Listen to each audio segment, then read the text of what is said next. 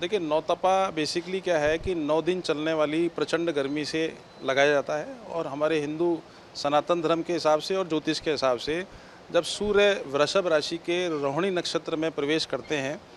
और जब तक वो रोहिणी नक्षत्र में रहते हैं तब तक वो नौतपा के रूप में जाना जाता है, या कह लीजिए कि 9 दिनों तक वो सूर्य रोहिणी नक्षत्र पर रहते हैं। उसके उपरांत वो मृगशिरा नक्षत्र में प्रवेश कर जाते हैं। तो जब तक सूर्य रोहिणी नक्षत्र में रहते हैं या जितने दिनों तक रहते हैं उसे नौतपा के नाम से हम जानते हैं।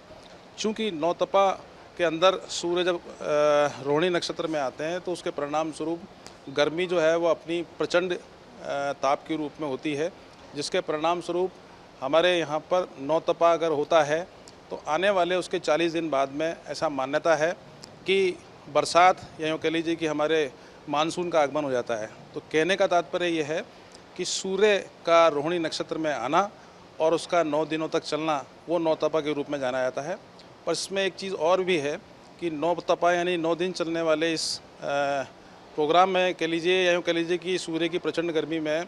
अगर निसंतान दंपत्ति हैं और अगर वो इन 9 दिनों में पेड़ों का लगाने का कार्य करते हैं तो उनके संतान की संतति प्राप्त होने के योग बनते हैं। और ऐसा ही मनुस्मृति में भी कहा गया है कि पेड़ जो है वो नौतपा में लगाने से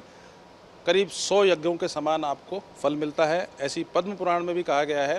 कि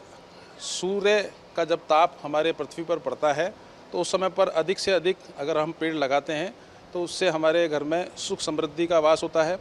चूँकि हरियाली अगर नहीं होगी तो नौतपा का जो प्रचंड है वो कहीं ना कहीं मनुष्य के रहन सहन पर, उनके स्वास्थ्य पर पड़ता है। तो ऐसा व्यवहारिक भी है और हमारी सनातन धर्म और ज्योतिष के अनुसार नौतपा के अंदर अधिक से अधिक पेड़ लगाए जाने चाहिए, जिससे कि हरियाली का बढ़ावा मिले। वहीं दूसरी ओर इस प्रचंड ताप का प्रभाव मनुष्य के स्वास्थ्य पर और उसकी कार्यशैली पर नहीं पड़े। और एक सबसे महत्वपूर्ण बात यह है कि जिस प्रकार से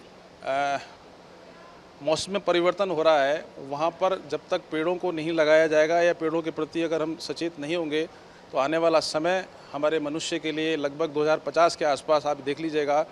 कि मनुष्य का रहना कितना हमारे लिए अकल्पनीय हो सकता है। तो ऐसी स्थिति में नौतपा के समय पर अगर हमारे द्वारा हरियाली को विकसित करने के साथ साथ में पेड़ पौधे लगाए जाते हैं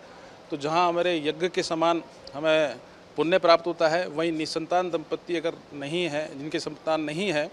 उनके द्वारा अगर पेड़ पौधे लगाए जाते हैं तो हमारे ऋग्वेद में, पद्म पुराण में, मत्स्य पुराण में, यहाँ तक कि विष्णु पुराण में भी इस बात का उल्लेख है कि सूर्य जब अपना ताप